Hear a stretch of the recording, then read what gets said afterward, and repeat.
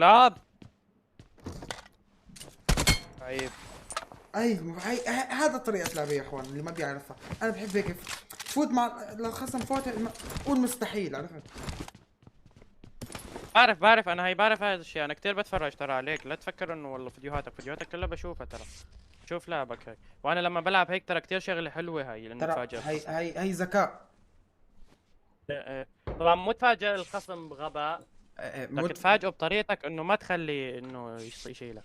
اه كل واحد سبحان الله بالعالم يا اخوان عنده طريقة لعب، انا هيك طريقة لعبي. مم.